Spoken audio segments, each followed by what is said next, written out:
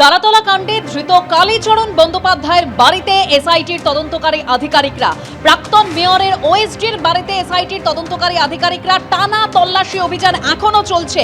Plan না মেনেই কি তৈরি হয়েছিল এই গোডাউন?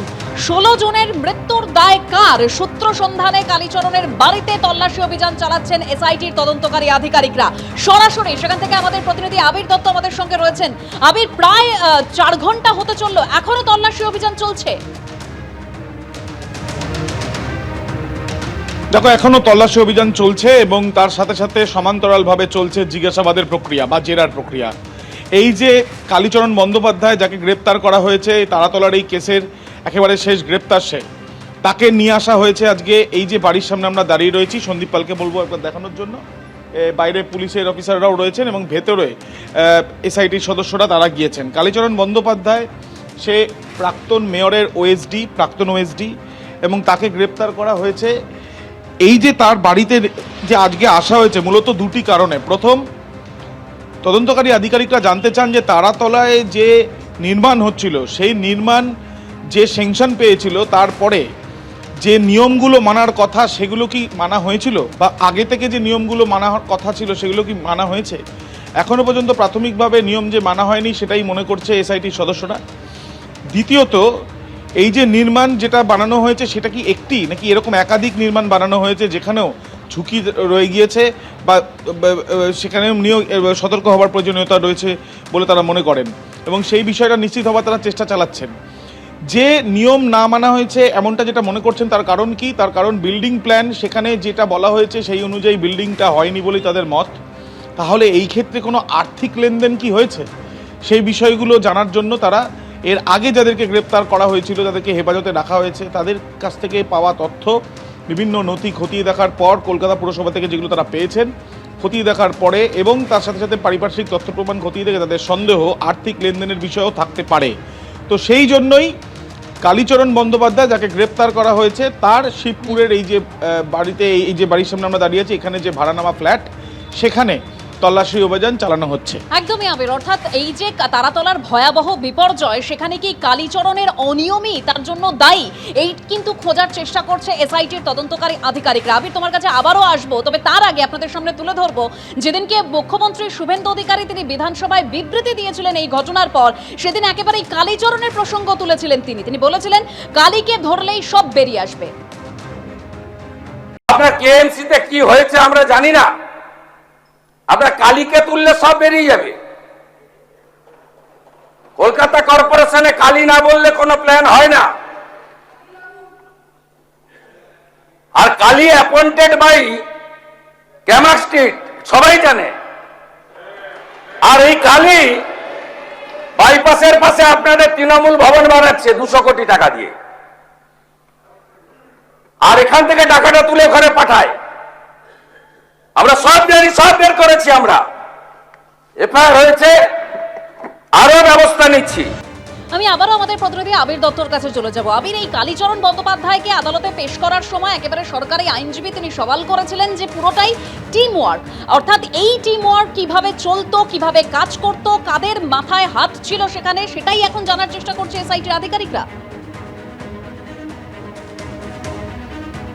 দেখো, একেবারেই, এবং এই কালীচরণ বন্দ্যোপাধ্যায় সে একজন কলকাতা শহরের প্রাক্তন মেয়রের ওএসডি।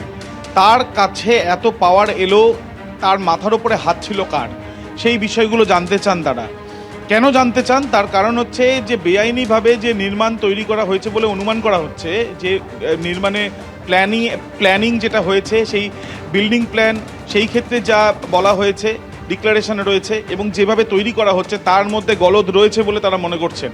এবং সেই ক্ষেত্রে কেন তারপরেও এইটা আটকানো হলো না সেই নিয়ে থাকছে প্রশ্ন। তাহলে যিনি স্যাংশন করেছেন বা যেখান থেকে স্যাংশন হয়েছে সেই ক্ষেত্রে একটা দায় থাকছেই। তো সেই বিষয়টা নিশ্চিত হবার তারা চেষ্টা চালাচ্ছেন এবং আর্থিক কোনো সুবিধা পেয়েই কি কোনো রকম বাধা সম্মুখীন হতে হলো না, বা কোনো রকমভাবে এই প্ল্যান যেটা স্যাংশন হয়ে গেল এই বিষয়টি কি রয়েছে সেটাও কিন্তু জানার চেষ্টা চালাচ্ছে। অর্থাৎ আর্থিক কোনো লেনদেন হয়েছিল কিনা সেই বিষয়টাও তারা জানার চেষ্টা চালাচ্ছেন।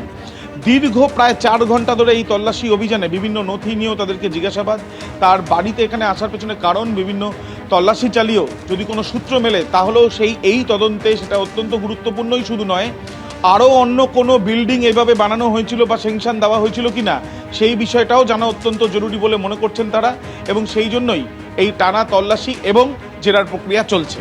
একদমই আবির, এই তল্লাশি অভিযান কতক্ষণ চলে সেদিকে আমাদের নজর থাকবে। আপাতত ধন্যবাদ।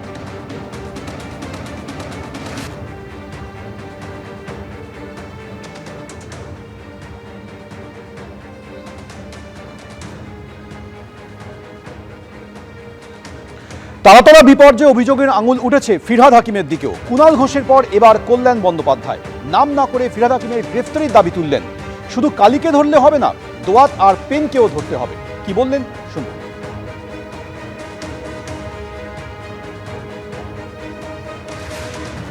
শুধু কালীকে ধরলে হবে? কালী রাখার জন্য দোয়াতটা তো দরকার, যে দোয়াতে কালী এতদিন ছিল, তাই তো? তার দোয়াতটাকেও নিয়ে আসুন, আর সঙ্গে পেনটাকে ধরে নিয়ে আসুন। পেন না হলে কালী দিয়ে আপনি লিখবেন কি করে নতুন করে ইতিহাস, মাননীয় মুখ্যমন্ত্রী? শুধু কালী ধরলে হবে না, দোয়াতটাকেও টেনে নিয়ে আসতে হবে।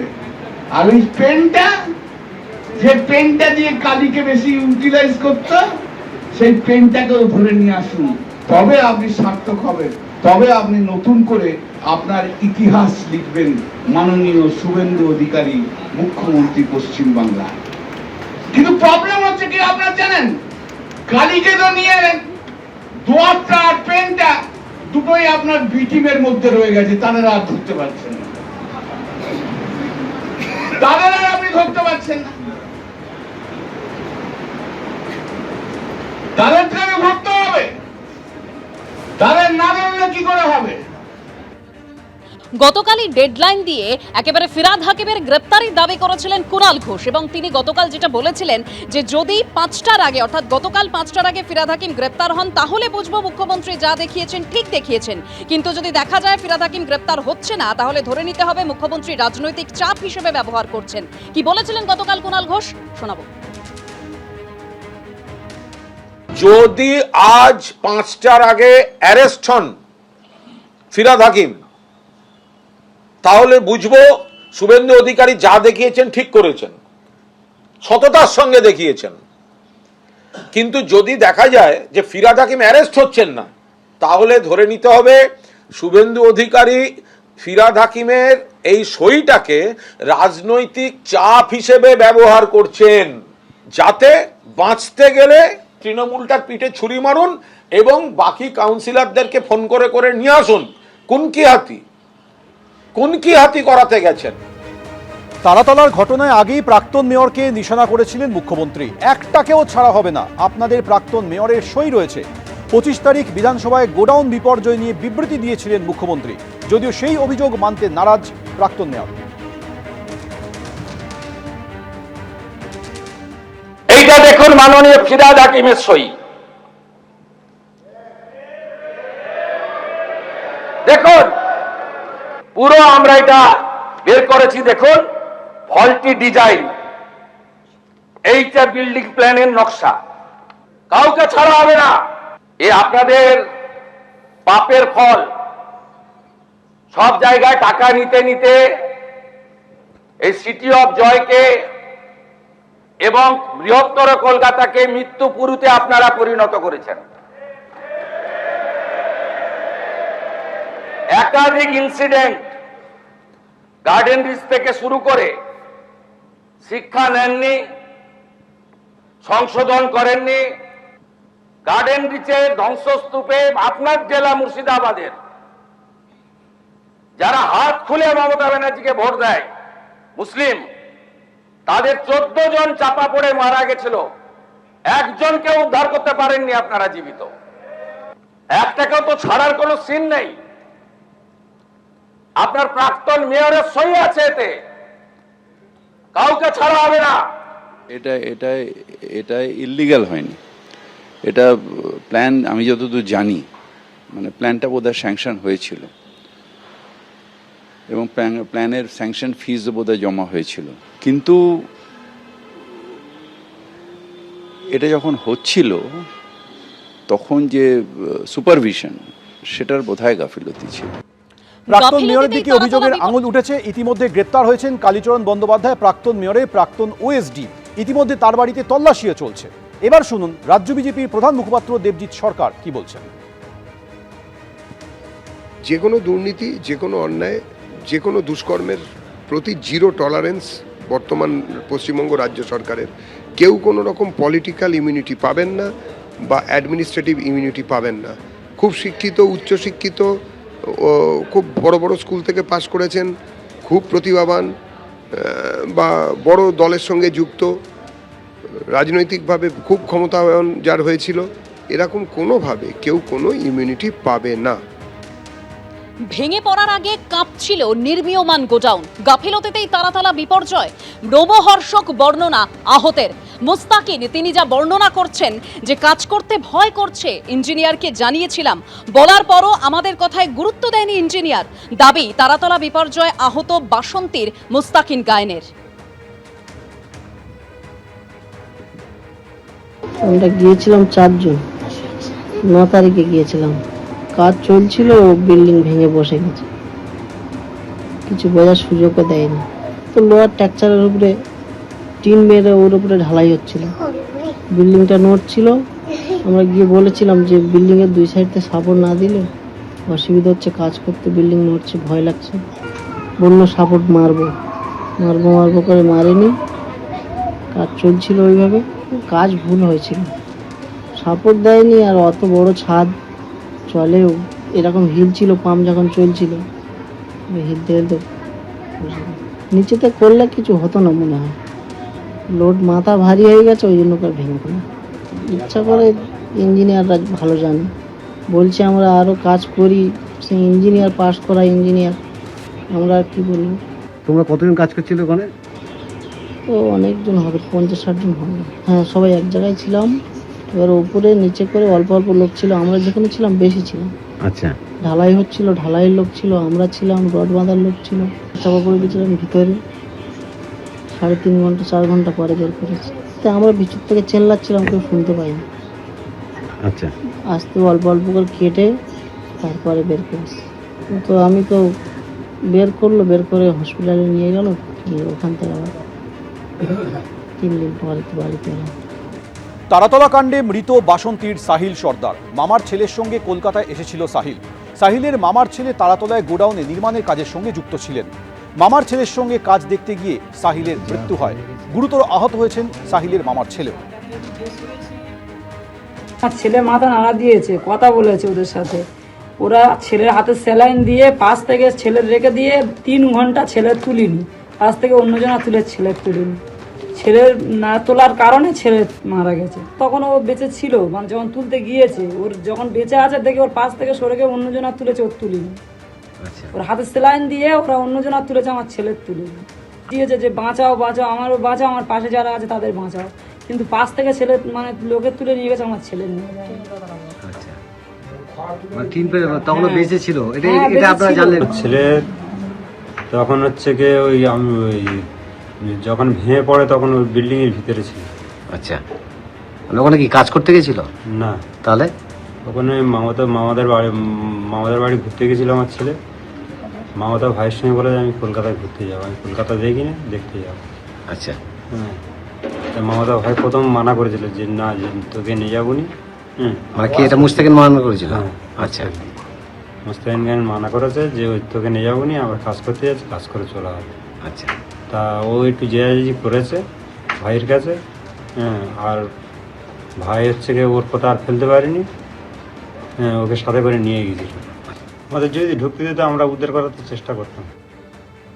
দুর্ঘটনায় প্রায় 2 বছর কোমায় রয়েছে তার বড় ছেলে। আর তারাতলার এই বিপর্যয় আরও এক ছেলে গুরুতর আহত। খবর পেয়ে উত্তরপ্রদেশ থেকে ছুটে এসেছেন বাবা। বড় ছেলের চিকিৎসার খরচ জোগাতেই কার্যত প্রায় সব শেষ। আর ছোট ছেলের দুর্ঘটনায় দিশেহারা বাবা। उस समय तो कुछ पता नहीं चला, दूसरे दिन पता चला कि मतलब इनको चोट लग गई है।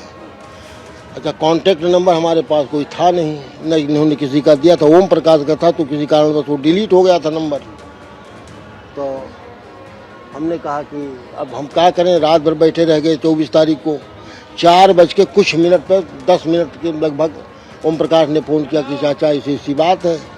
तो हम कहा तो हम क्या करें, आप लोग तो है ही हो भाई, मैं इतनी दूर 1400-1500 किलोमीटर की दूरी बैठा हूँ तो मैं क्या कर सकता हूँ। और तो नहीं चाचा आपको आना पड़ेगा। तो हम कहा देखो तब तक मान लो देहात में हम हैं, एक लड़का हमारा 4 मई 2024 को उसका एक्सीडेंट हो गया था वहीं गांव में। तो हाँ बड़ा लड़का है, उसका हो गया था, जबकि हमने ब्रेन की 2 बार सर्जरी ब्रेन की हो चुकी है, लेकिन अभी कुछ समझ में बात नहीं आ रही है, तब तक ये हो गया। तो हम क्या करें, हम तो ऐसे डिस्टर्ब हैं। वो बाइक से था, ट्रक वाले ने साइड मार दिया था और रात में हुआ था, तो कुछ समझ में नहीं आया कि अज्ञात वाहन का रिपोर्ट लिखा दिया गया, तब तक कुछ नहीं हुआ, क्या नहीं हुआ।